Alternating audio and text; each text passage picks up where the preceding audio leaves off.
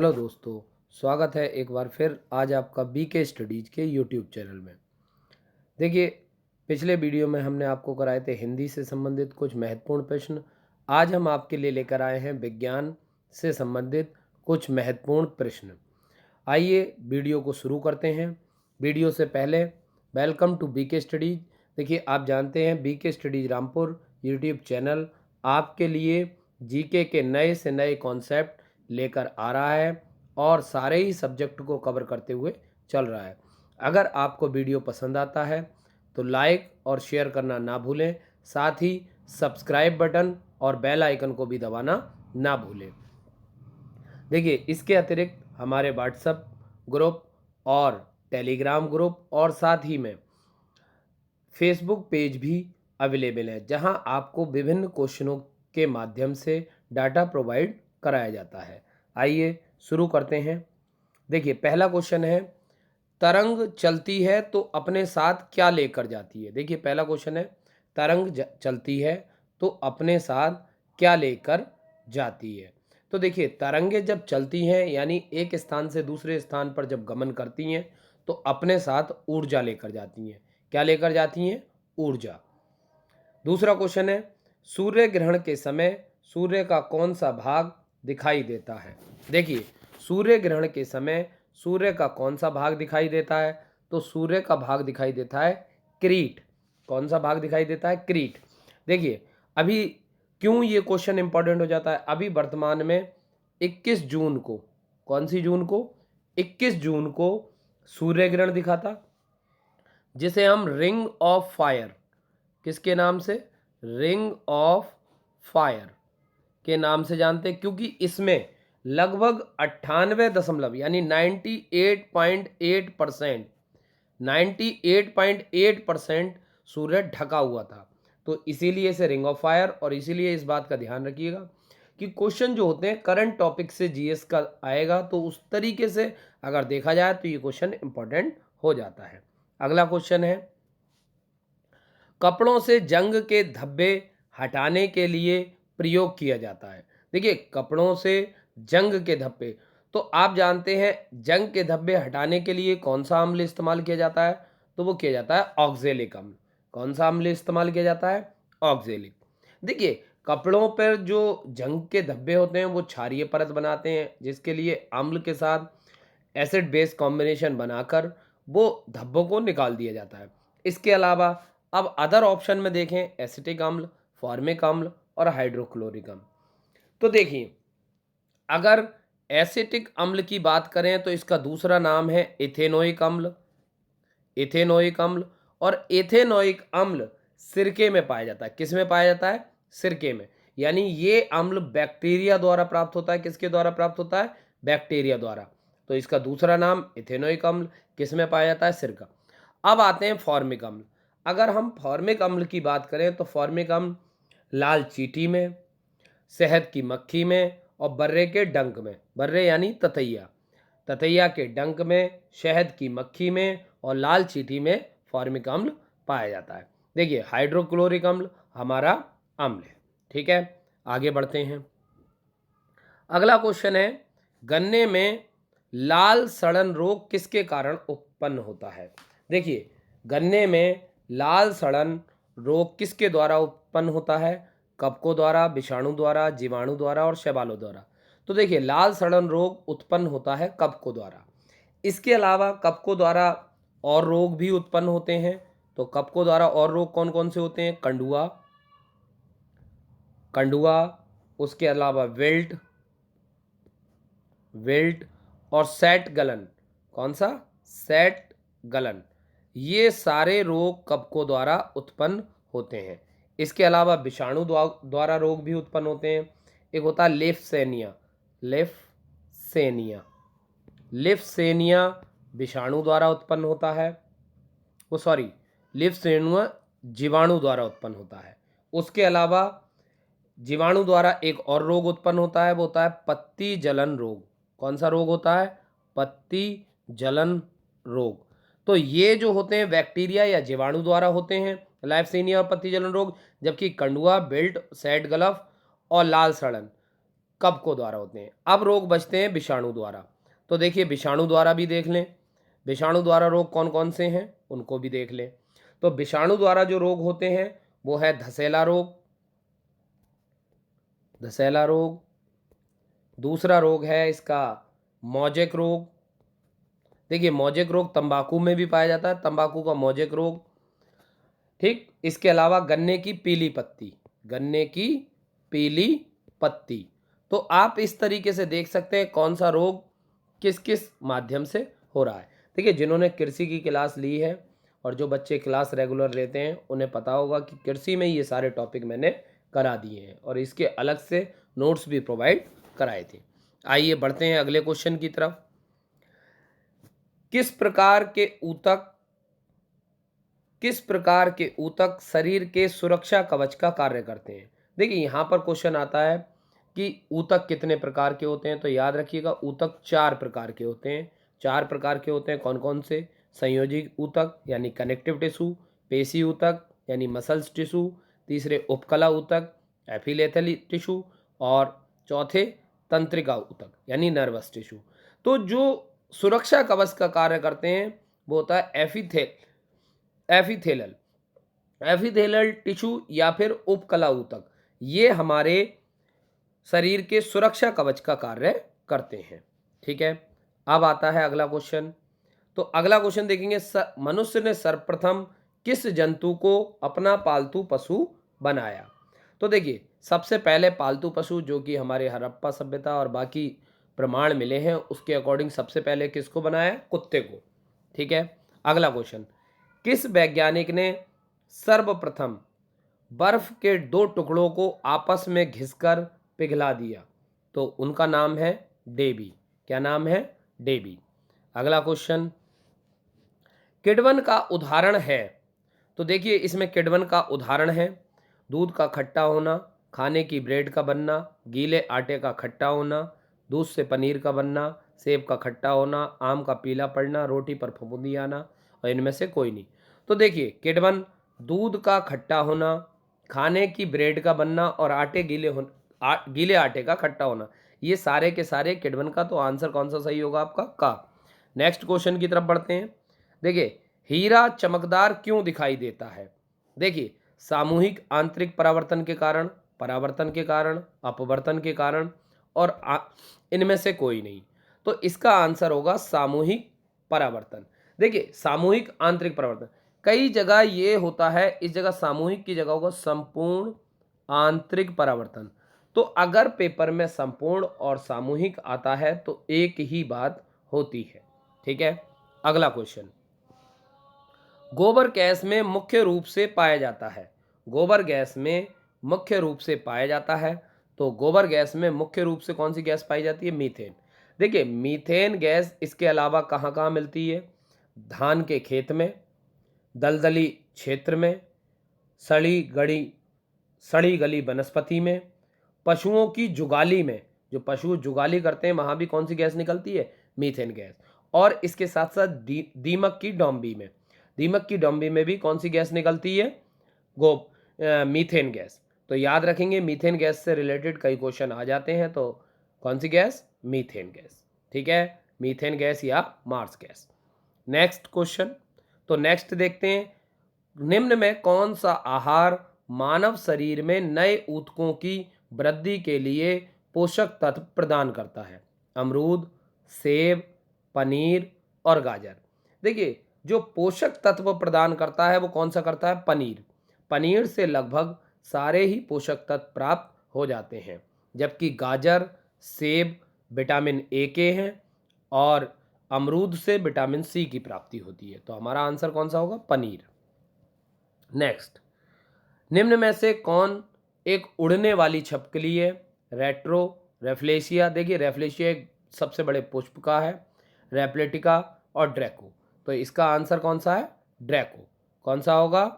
Draco. Draco एक उड़ने वाली छिपकली के तौर पर जाने जाती है। अब आता है अंगूर में कौन सा अम्ल पाया जाता है? देखिए यहाँ क्वेश्चन है अंगूर में कौन सा अम्ल पाया जाता है।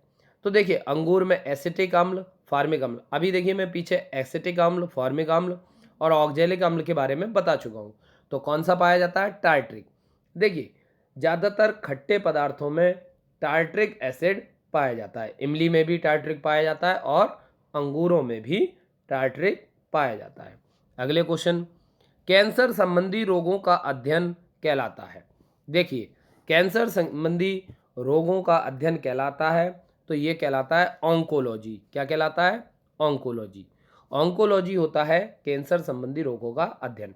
अच्छा, एंथ्रोपोलॉजी, तो एंथ्रोपोलॉजी अगर देखें तो मानव जाति की उत्पत्ति एवं विकास का अध्ययन होता है। एंथ्रोपोलॉजी मतलब मानव जाति की उत्पत्ति एवं विकास का। कार्डियोलॉजी की अगर देखें, हृदय की गति या हृदय संबंधी रोग। साइटोलॉजी, अगर साइटोलॉजी की बात करें तो कोशिका का अध्ययन साइटोलॉजी कहलाता है।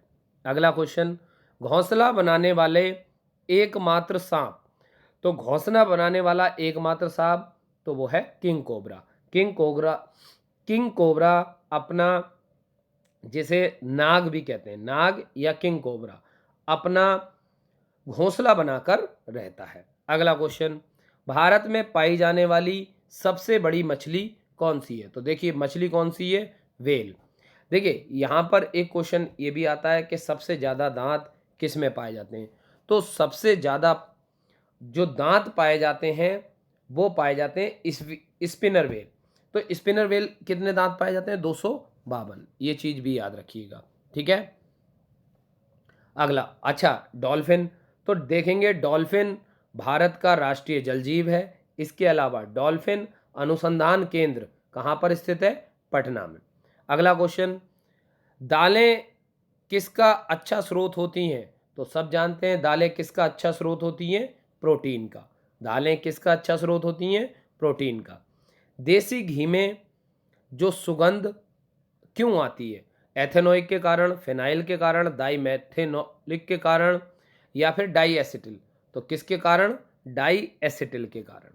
अगला क्वेश्चन, इंद्रधनुष में किस रंग का विक्षेपण सबसे अधिक होता है या अधिक होता है? तो आप जानते हैं इंद्रधनुष में लाल रंग का विक्षेपण सबसे अधिक होता है। याद रखेंगे, इंद्रधनुष में लाल रंग का विक्षेपण सबसे अधिक होता है जबकि बैंगनी रंग का सबसे कम होता है। अगला, गाजर किस विटामिन का समृद्ध स्रोत है? तो आप जानते हैं, अभी मैंने पीछे बताया भी, गाजर किस विटामिन का है? तो यह विटामिन ए। टाइपराइटर यानी टंकण मशीन के आविष्कारक कौन है? तो इसके आविष्कारक हैं सोल्स। ये बाकी के ऑप्शन गलत लिख गए हैं। तो टाइपराइटर के मशीन के आविष्कार कौन है? सोल्स। तो यहाँ पर कोई भी ऐसा ऑप्शन नहीं था, बिल्कुल एक ही वैज्ञानिक का नाम दे रखा था सोल्स, तो इसे आराम से लगा सकते हैं। अगला, सिरके को लैटिन भाषा में क्या कहा जाता है? सिरके को लैटिन भाषा में क्या कहा जाता है? तो सिरके को लैटिन भाषा में कहा जाता है एसिटम। क्या कहा जाता है? एसिटम। अगला क्वेश्चन, तो अगला क्वेश्चन है, दूध की शुद्धता का मापन किस यंत्र के से किया जाता है? तो देखिए, दूध की शुद्धता जो नापी जाती है, लैक्टोमीटर, क्योंकि दूध में लैक्टिक अम्ल पाया जाता है। अब लैक्टिक अम्ल पाया जाता है तो दूध की शुद्धता कैसे मापोगे? लैक्टोमीटर। अब बात आती है हाइड्रोमीटर। तो हाइड्रोमीटर का क्या काम होता है? तो हाइड्रोमीटर से हम द्रव घनत्व नापते हैं। क्या नापते हैं? द्रव घनत्व। जबकि यहाँ पर ये हाइग्रोमीटर होगा। क्या होगा? हाइग्रोमीटर। अगर हम हाइग्रोमीटर की बात करें तो हाइग्रोमीटर से वायुमंडल की आर्द्रता को नापते हैं, जबकि स्पेक्ट्रोमीटर की बात करें तो तरंग दैर्ध्य की तीव्रता। अगला क्वेश्चन, पृथ्वी पर सबसे अधिक मात्रा में पाया जाने वाला धातु तत्व। देखिए, यहाँ पर धातु तत्व की बात हुई है तो धातु तत्व कौन सा पाया जाता है? एल्यूमिनियम। कौन सा पाया जाता है? एल्यूमिनियम। अगला क्वेश्चन, मोती मुख्य रूप से किसका बना होता है? मोती मुख्य रूप से किसका बना होता है? तो बना होता है कैल्शियम कार्बोनेट। किसका बना होता है? Calcium carbonate. फिर आता है, मानव शरीर में सबसे अधिक मात्रा में कौन सा तत्व पाया जाता है? देखिए, मानव शरीर में सबसे अधिक कौन सा तत्व? देखिए, अगर धातु की बात होती तो आयरन, यहाँ पर तत्व पूछा है तो क्या आएगा? ऑक्सीजन। अगर वहां पर धातु पूछी होती तो आयरन। ठीक। मांसपेशियों में किस अम्ल के एकत्रित होने से थकान हो जाती है? देखिए, खिलाड़ियों को जो थकावट होती है वो ज़्यादातर उसका कारण होता है जो मांसपेशियों में लैक्टिक, कौन सा अम्ल, मांसपेशियों में लैक्टिक अम्ल इकट्ठा हो जाता है, जिसके कारण क्या होती है, थकान हो जाती है। अब आता है कॉफ़ी पाउडर के साथ मिलाया जाने वाला चिकोरी चूर्ण। देखिए, चिकोरी चूर्ण हम जानते हैं कॉफ़ी पाउडर जो होता है कॉफ़ी बीजों से प्राप्त होता है। अब बीजों से प्राप्त होता है, लेकिन जो चिकोरी चूर्ण मिलता है वो उसकी जड़ से प्राप्त होता है। कहाँ से प्राप्त होता है, जड़ से। अगला, विटामिन सी का सबसे अच्छा स्रोत क्या है, अमरूद, नींबू, संतरा, आंवला। तो देखिए, अगर यहाँ पर हम स्रोत की बात करें तो सारे ही स्रोत विटामिन सी के हैं, लेकिन सबसे अच्छा पूछा है तो कौन सा होगा सबसे अच्छा, आंवला। अगर देखिए क्रम देने की बात आए तो पहले नंबर पर आंवला, दूसरे पर नींबू, तीसरे पर संतरा और चौथे पर अमरूद। अल्प मात्रा में हरी मिर्च में भी और टमाटर में भी विटामिन सी पाया जाता है। अगला क्वेश्चन, सबसे अधिक तीव्रता की ध्वनि कौन उत्पन्न करता है, तो सबसे अधिक तीव्रता की ध्वनि बाघ उत्पन्न करता है। देखिए कारण, वस्तु का आकार जितना बड़ा होगा, वस्तु का आकार जितना बड़ा होगा उसकी ध्वनि उतनी ही बड़ी होगी। लेकिन अगर हम यहाँ पर हाथी का आकार देखें, हाथी का आकार बड़ा होता है, लेकिन अगर तीव्रता की बात करें तो बाघ की दहाड़ की तीव्रता हाथी के मुकाबले अधिक होती है। लेकिन ज़्यादातर ये माना जाता है कि जिसका आकार बड़ा होगा उसकी ध्वनि ज़्यादा होगी। लेकिन जंगल में अगर देखा जाए या शेर की आवाज़ देखी जाए तो दहाड़ के हाथी के मुकाबले ज़्यादा तेज होती है। अब आता है कि यहाँ मच्छर, देखिए मच्छर पर एक बहुत बड़ा क्वेश्चन आता है कि मच्छर का तारत्व सबसे अधिक होता है, आवृत्ति सबसे अधिक होती है। यानी हम कह सकते हैं आवाज़ जितनी पतली होगी उसकी तीव्रता और तारत्व, तीव्रता यानी आवृत्ति और तारत्व अधिक होगा। जबकि बाघ की आवृत्ति अगर देखी जाए तो क्या होगा, आवृत्ति और तारत्व दोनों निम्न होंगे लेकिन तीव्रता अधिक होगी। देखिए, आवृत्ति और तारत्व निम्न होंगे लेकिन तीव्रता अधिक होगी, तो बाघ की तीव्रता क्या होगी, सबसे अधिक। अगला क्वेश्चन, मानव शरीर में पाई जाने वाली सबसे लंबी कोशिका कौन सी है, मानव शरीर में पाई जाने वाली सबसे लंबी कोशिका कौन सी है, तो तंत्रिका कोशिका। देखिए, माइटोकॉन्ड्रिया को क्या कहते हैं, पावर हाउस, विद्युत घर को, तो विद्युत घर कहा जाता है किसे, माइटोकॉन्ड्रिया को। लेकिन सबसे लंबी कोशिका कौन सी है, तंत्रिका कोशिका। अब आता है केचुए की कितनी आंखें होती हैं, 1, 2, 4, एक भी नहीं, तो केचुए की आंखें एक भी नहीं होती हैं, यानी केचुए की कोई आंख नहीं होती। अगला, किस जंतु की आकृति पैर के चप्पल के समान होती है, तो किसकी होती है, पैरामीशियम, पैरामीशियम की आकृति चप्पल के समान होती है।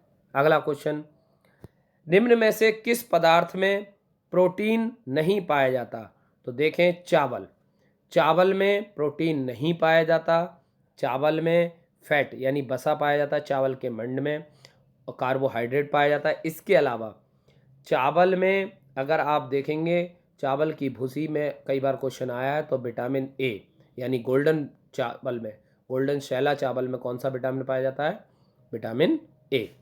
मानव मस्तिष्क कितने ग्राम का होता है, तो मानव मस्तिष्क 1350। अगर कहीं पेपर में 1350 नहीं तो लगभग में वहाँ पर 1400 ग्राम दे रखा होता है, तो ये चीज़ें याद रखेंगे, या तो 1350 होगा या 1400। अब आता है आज के प्रश्न की बारी, रक्त में पाई जाने वाली धातु। देखिए, यहाँ पर मैंने पूछा है धातु, तत्व नहीं। रक्त में पाई जाने वाली धातु कौन सी है, इसका उत्तर आप अपने कमेंट बॉक्स में देंगे। और आपको वीडियो कैसी लगी यह सुझाव भी आप कमेंट बॉक्स में दें, और वीडियो को ज़्यादा से ज़्यादा लोगों को शेयर करें और अपना व्यू हमें ज़रूर दें, ताकि हम आपके लिए अगले वीडियो और अच्छे से ला सकें और आपको और अच्छे से डिफ़ाइन कर सकें।